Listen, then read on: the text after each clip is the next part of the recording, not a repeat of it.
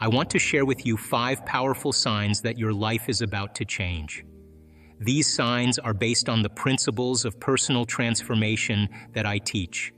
If you're experiencing any of these, you're moving in the right direction. The first sign that your life is about to change is an increasing sense of discomfort.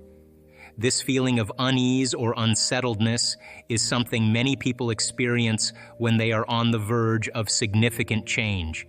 It's important to understand that this discomfort is not just a random feeling, it's actually a signal that you are breaking free from old patterns and routines. Think of your life like a series of habits and routines that have kept you in a certain place for a long time. These habits might include things like your daily routines, your way of thinking, and even your relationships. They create a kind of comfort zone where everything feels familiar and predictable. However, when you start to evolve and move toward a new phase in your life, these old patterns start to resist change. This resistance can cause a sense of discomfort. For example, if you've always had a certain way of handling stress or a specific routine you follow every day, changing these habits can make you feel uneasy. You might experience anxiety, frustration, or even fear as you step away from what you know. Imagine that you've been wearing the same pair of shoes for years. They're comfortable, but they're also worn out. When you decide to buy a new pair, your feet might feel strange or uncomfortable at first because they are used to the old shoes. Similarly, when you start breaking free from your old habits, it can feel awkward and unsettling, just like breaking in new shoes. This discomfort is actually a natural and important part of the process. It's a sign that you are pushing against your boundaries and moving towards something new. It means you are stepping out of your comfort zone and growing. Just as a seed must push through the soil to grow into a plant, you are pushing through old patterns to make way for new experiences. Instead of trying to avoid this discomfort, embrace it. See it as a positive indication that you are making progress. This feeling means that you are in the midst of transformation. It's a signal that you are challenging yourself and expanding your limits. The second sign that your life is about to change is a deep sense of introspection. This means you might find yourself spending a lot of time thinking about who you are and where you want to go.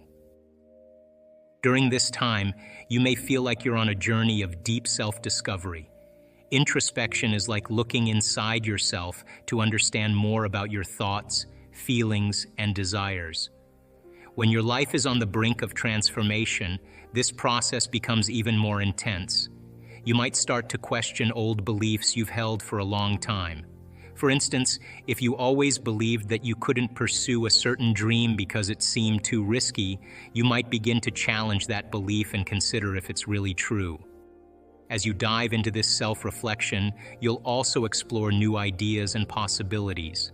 You might find yourself reading new books, listening to inspiring talks, or discussing different concepts with others.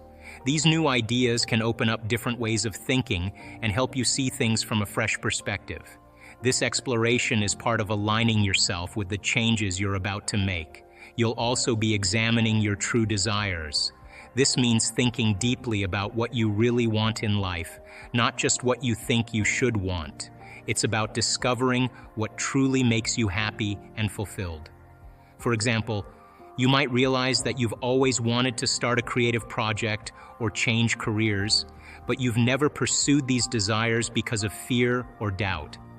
This period of introspection is crucial because it helps you prepare to step into a new version of yourself. By questioning old beliefs and exploring new ideas, you're setting the stage for a significant change. You're aligning your thoughts and feelings with the new reality you want to create. It's like getting ready to move to a new place. You need to pack and organize before you can make the move.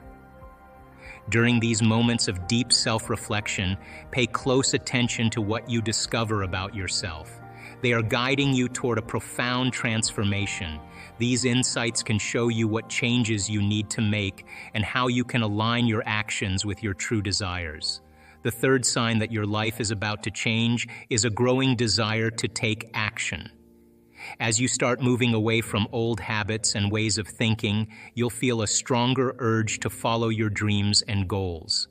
This feeling is a powerful sign that you are getting closer to creating a new reality for yourself. When you start to break free from the things that used to hold you back, you might notice that you suddenly feel more excited and motivated. For example, you might have a new interest in starting a project or trying something you've always wanted to do. This increased desire to take action means that you're making progress and aligning with the new direction you want for your life. You might find yourself drawn to new opportunities or feeling a stronger pull towards your passions.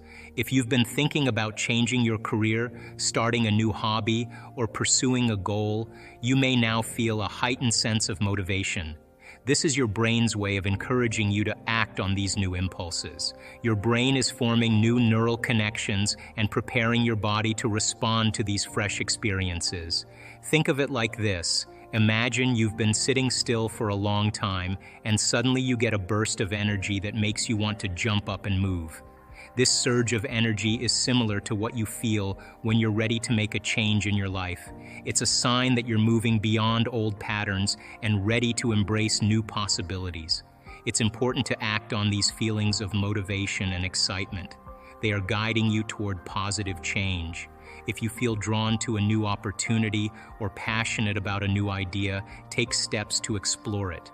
For example, if you feel inspired to start a new business, begin by researching and planning how you can make it happen. If you're excited about learning a new skill, look for classes or resources that can help you. These impulses are your inner guidance system telling you that you are on the right track. They show that you are breaking free from old habits and opening yourself up to new experiences. Acting on these urges helps to build momentum and keeps you moving forward toward your goals. The fourth sign that your life is about to change is a sense of synchronicity. Synchronicity means that events, people, and opportunities seem to come together perfectly, almost like they're meant to be. It's not just a random chance, it's a clear sign that you are in tune with the universe and moving in the right direction. Imagine you've been thinking about starting a new project or making a big change in your life. Suddenly, you start to notice that things are falling into place. You meet someone who knows exactly how to help you with your project. You come across an opportunity that seems perfect for your goals. Little things keep happening that push you toward your new direction. This feeling of everything coming together is what synchronicity is all about. When you're on the verge of transformation, this synchronicity becomes more noticeable. It's like the universe is giving you signs and support as you move forward. For example, you might be looking for a new job and then find out about a job opening that seems like it was made just for you. Or you might be thinking about learning a new skill, and suddenly you meet someone who offers to teach you. These events are not just coincidences. They are signs that you are aligning with your desires and goals. Synchronicity happens because you are in harmony with the universe. It's as if the universe is working with you to make your dreams come true. When you are clear about what you want and you're taking steps toward your goals, the universe responds by bringing people, events, and opportunities into your life that match your intentions. It's a way of showing you that you're on the right path and that things are falling into place as they should. It's important to pay attention to these moments of synchronicity. They are not just random events, but meaningful signs that guide you toward the changes you're seeking. For instance, if you're thinking about moving to a new city and then you randomly meet someone who lives in that city and shares useful information about it, that's a synchronicity. It's a sign that you should explore this idea further. Embrace these synchronicities as confirmations that you are on the right track. They are like little nudges from the universe, encouraging you to keep going and to trust that you're heading in the right direction. When you notice these signs, it's a good idea to take action and follow through with your plans. The universe is supporting you, and these synchronicities are helping to guide you toward your goals. In your everyday life, you might start to see more of these meaningful coincidences as you get closer to your transformation.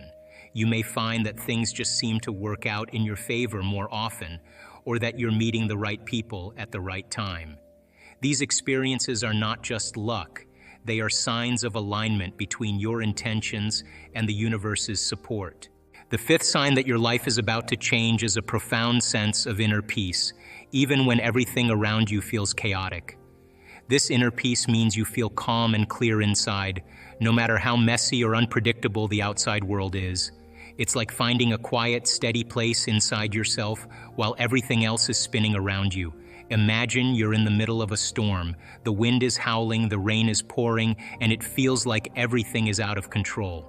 But in the eye of the storm, there's a calm, peaceful spot where the weather is quiet and still. This is what inner peace feels like. Even though the storm rages around you, you have a calm center where you feel safe and grounded. When you're moving toward a big transformation in your life, this inner peace becomes more noticeable. You might still face challenges and difficulties, but inside, you'll feel a strong sense of calm. This doesn't mean everything is perfect or that you won't have problems, but it means you are finding a stable place within yourself where you can handle things with more ease. This inner peace is a sign that you are starting to connect with a higher state of consciousness. It's like you're rising above your everyday concerns and worries, and you're seeing things from a new, clearer perspective. You're no longer letting external events control how you feel or react. Instead, you're staying grounded in your own sense of purpose and direction. To understand this better, think of it like this. Imagine you're driving a car through a stormy night. The wind is strong, the rain is heavy, and the road is slippery. But you've learned how to drive safely in these conditions. You're focused on the road ahead and trust that you can handle the situation. This focus and trust make you feel calm and in control, even though the weather is awful. This is similar to what it feels like when you have inner peace despite external chaos. When you experience this inner peace, you're aligning with your true self. You're in tune with who you really are and what you really want. This alignment means you're more connected to your own values and goals, and less influenced by outside pressures or distractions. It's like you're moving in harmony with a deeper part of yourself that knows what's best for you. As you step into this new phase of your life, you'll find that you're more centered and focused. You might still face challenges, but you'll handle them with a calm confidence. Your inner peace helps you stay true to yourself and your path, no matter what's happening around you. This inner peace is not just a fleeting feeling, it's a powerful sign that you're making real progress. It shows that you're growing and evolving in ways that are meaningful and significant. It's a clear indication that you're stepping into a new phase of life that is more aligned with who you truly are. In practical terms, when you feel this inner peace, you're better able to make decisions and take actions that reflect your true self. You're not swayed by temporary emotions or external circumstances. Instead, you're guided by a deeper sense of purpose and clarity. This makes it easier to navigate through life's ups and downs with a calm and steady approach. When you experience these signs, it's important to recognize that you're not just waiting for change to happen. You're actively participating in the process. Each sign is a reflection of your internal shifts and the external manifestations of those changes. Embrace these signs as markers of your progress and as encouragement that you're moving toward a new chapter in your life. Change is a process, not an event. It unfolds over time and requires patience and persistence. Embrace the discomfort, dive into introspection, take action, notice the synchronicities, and cultivate inner peace. These signs are guiding you toward a life that is more aligned with your true self and your highest potential. Trust the process and stay committed to your journey. Emotion, because that's just what's lasting from the event. So you sit a person down, and the moment you sit them down, what do you think the body's going to do? It's going to look for something to recreate that emotion, because that's the person's identity. Are you with me still? So if I make the person, if I inspire the person to sit there, and they're sitting there and all of a sudden they're noticing that they're hot and they're irritated and their stomach is twisting, and all of a sudden it's a group of sensations, a group of feelings that they have called all along frustration.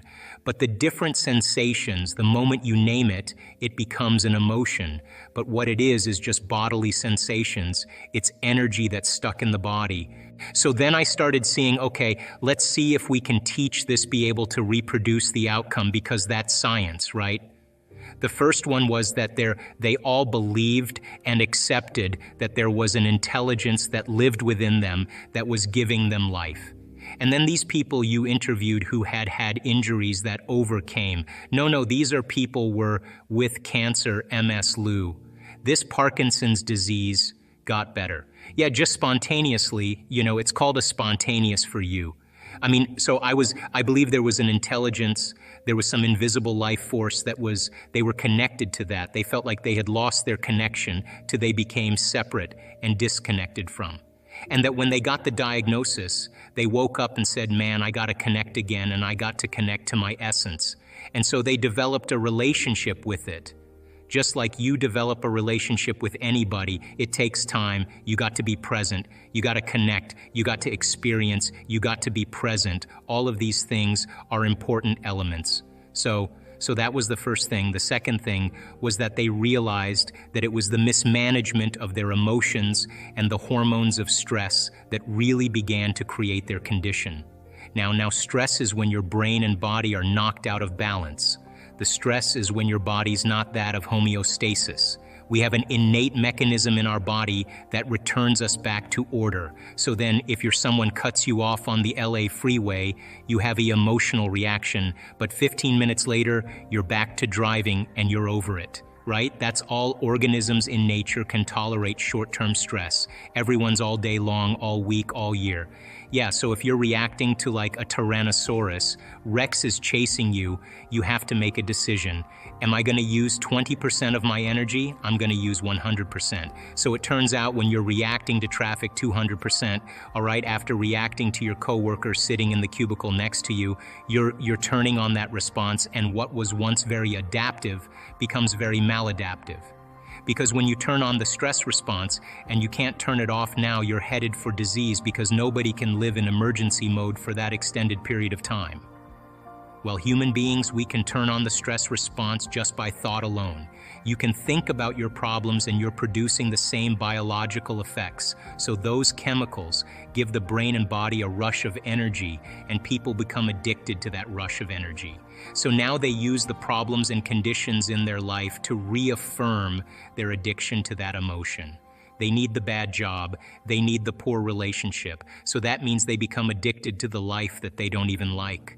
Why do we need the bad job or bad relationship and stay stuck? Because it's a conditioned response. So listen, if you get angry at a coworker and all of a sudden you get arousal in your brain and body, right? You get a rush of energy. When you start noticing that your body starts dropping, your brain starts noticing your energy starts dropping, you're automatically going to have the image of the coworker in order to give your body the jolt.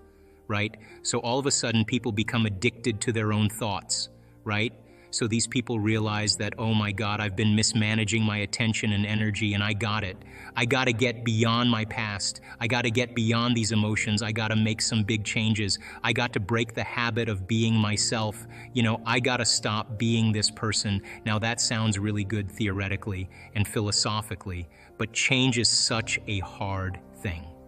All right, because the moment you come back to your senses and you step back into your life and you see that person, or you go to that place, or you're with that experience, so many people are unconsciously reacting in their thoughts and feelings to everything in their environment. So now their environment is controlling how they think and feel. So they realize that in order to change, they've got to be greater than their environment, greater than the conditions in the world, greater than the circumstances in life.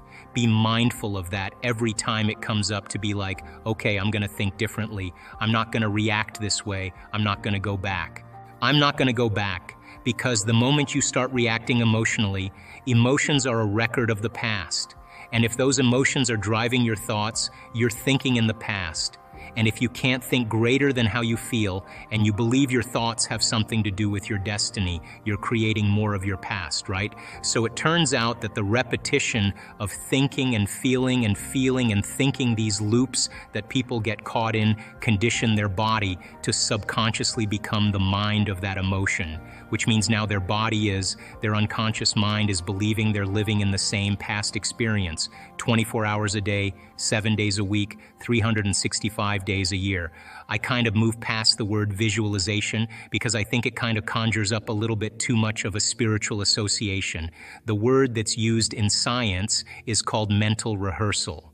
In mental rehearsal, there's two types of mental rehearsal. There's what's called internal mental imaging, which means you're in the scene as the first person experiencing it. And then there's called external mental imaging, which is you're observing yourself in the scene. Turns out that when you are actually in the first person and not the third person, that action of rehearsing what you're doing produces the strong biological change. Now let's talk about this. You can take a group of people that have never played the piano before, and you can do a functional brain scan on them, and then you can teach them one-handed scales and chords, and they'll practice those chords 2 hours a day for 5 days. At the end of 5 days, they grow a whole new set of circuits on the opposite side of the brain. Well, that makes sense. You learn something new. Learning is making new synaptic connections. You get your body involved with some instruction. When you get your body involved, you're going to have a new experience. Experience enriches the brain. You pay attention to what you're doing. You've got to pay attention and stay present. And if you repeat it over and over again, firing and wiring, you assemble new networks of neurons equal to your experience. Nothing new there, but you can take a group of people and you can have them close their eyes. Do a brain scan on them before the experiment. 5 days later, do a brain scan after. And for 2 hours a day, they mentally rehearse playing those scales and chords. At the end of 5 days, they grow the same amount of circuits in their brain as the people actually physically doing the exercise. So what's the relevance? Number one, when you're truly focused and you're truly paying attention, your brain does not know the difference between what's going on out there and what's going on in here. So the thought becomes the experience, and the brain looks like it's been playing the piano for the last 5 days, but they never lift a finger. Now, from a biological standpoint, our brains are a record of the past. They're an artifact of everything we've learned and experienced to this moment. When we prime the brain to change its circuitry before the experience, now the brain is no longer a record of the past. It's now a map to the future. And so as we warm up those brain circuits, it's more easy for us to slip into a supernatural behavior. If you take those people and you set them from the piano, and they've never played the piano before, but they've been mentally rehearsing for the last 5 days, they'll play those scales and chords like magic. They just learned how to do it just by changing their internal state. Take a group of men. You can have them close their eyes and for an hour a day, mentally rehearse doing bicep curls over and over again, and they add an emotional component called harder, stronger, more intense, and they put themselves in that first-person internal mental image. At the end of 2 weeks, they have a 13.5 increase in muscle strength, and they've never performed the activity. Not only is the brain changed to look like the experience has already occurred, now the body has changed by thought alone. The body looks like it's been working out for the last 2 weeks. So then the power of mental rehearsal, of imaging primes, the brain and body to look like the future has already occurred. And when you set the extent of your limit, and then they said, let's take a control group, just a group of people that are just average people, and we'll use the monks, and we'll teach them how to do this thing called focused concentration, what science is now called paying attention. By the way, the average human being loses their attention span 6 to 10 times a minute. That's why only a few subatomic particles actually pay attention to our mind. So he said, okay, we're going to hook these guys up to these brain scans, particular ones called EEGs. And EEGs measure electromagnetic frequency that the brain emits. And so they took 256 electrodes and they covered their whole entire head. Can you picture these monks with the things? And then they ran all the feedback into a computer that created a holographic picture of the brain, and they were able to begin to measure brain activity. They said to these monks, "Be your normal self." They took 8 of them. Be your normal self. And then they said, okay, now listen, you guys, pay attention to compassion. Just close your eyes and pay attention to compassion. The moment they did that, all of a sudden, the frontal lobe lit up so much that the scientists had never seen that type of activity in that part of the brain. Now, then they took the control group and they said, all right, you guys, pay attention to one thing. And of course, what happened? My back hurts. How long is this gonna take? I don't really want to do this. Am I doing it right? I wonder what my kid's doing. I gotta buy dinner, all that stuff. And guess what happened to their frontal lobe? Meh, nothing. Now, in one particular monk, there's a part of the frontal lobe on the left side, which is really the happy spot in the brain. And this guy's left frontal lobe was so ignited that the scientists said, this guy's gotta be the happiest guy in the world. They'd never seen activity like this before. But then the scientists began to think about this, and what they said was, maybe paying attention and concentration and observation is a skill, just like tennis or golf. And you can improve it if you keep practicing it. Now think about this. The brain is the instrument that we use. It's the machinery for us to process thought. How many people accept that? And it also has some automatic processes that allow us to function. But for the most part, it's the greatest area in the body where there's the greatest number of neurons clustered together. And where you have the greatest number of neurons clustered together, you have the greatest intelligence. So the brain is the central clearinghouse of intelligence. Mind, by the way, is what the brain does. Mind is the brain in action. It's the brain at work. When we can measure a working brain, we're studying mind. So mind is when the brain is in action. So when we're using functional brain scans and we're studying how the brain works, we're studying this concept called mind. Then here's my question. If the brain is the instrument for intelligence or processing thought, and mind is what the brain does, if you can improve the way your brain works, who's doing the improving? And it's that nasty 13-letter word called consciousness. That's the only solution. Consciousnesses are self-aware, free-willed individual that is really not the body, is not the brain, and is not the mind. As a matter of fact, consciousness is what manipulates the brain to produce mind. The brain processes 400 billion bits of information every second, but we're only aware of about 2,000 of those 400 billion bits of information. And you know what those 2,000 bits of information have to do with? 3 things, and only 3 things: the body, the environment, and time. That's it. Does your back hurt? Do you have a headache? Are you tired? Is it too cold in here? Is it too bright in here? Is it too dark in here? Do you like the way the person smells sitting next to you? Do you even like the person next to you? How long's this guy gonna talk before we can break? And that's where all of our self-awareness is on. It's only on the body, the environment, and time. And yet billions of bits of information is being processed by the brain. Now, when we can take consciousness, self-awareness, and move it away from the body, the environment, and time, we no longer have to live by the laws of the body, the environment, and time.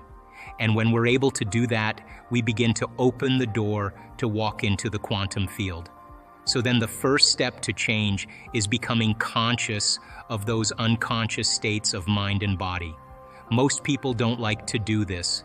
Everybody knows this, that you keep switching on that system for an extended period of time, and you live by the arousal of fear, the arousal of pain, the arousal of suffering, the arousal of aggression. It takes energy to activate those latent systems, and when we do that, our immune system is compromised. The energy that's mobilized for emergency, for the threat in the outer environment, compromises the energy in our inner environment, and we are then more susceptible to the conditions in our outer environment. And as Greg said, you have to look at to see what keeps you in balance. And stress and living in survival is when you're not that balanced, not that homeostasis. We can tolerate that short term, but if you keep exposing yourself to the same stimulation, or you have a thought of some worst-case scenario in your mind, you're actually knocking your brain and body out of balance by thought alone. And this is where it gets dangerous, because the conditioning response, the worst-case scenario, the image we create in our mind, and the emotion that we perceive is the stimulus response that's conditioning the body to subconsciously live by the arousal of fear, as an example. So that internal environment becomes compromised and the immune system dials down. And why is that? Because we are more reactionary or responding more to the environment. So, and Greg, you know this, that in a time like this, when everybody's feeling fear, that seems natural and normal. But what we're looking for is supernatural. And that's the new consciousness that has to emerge as a result of this wake-up call.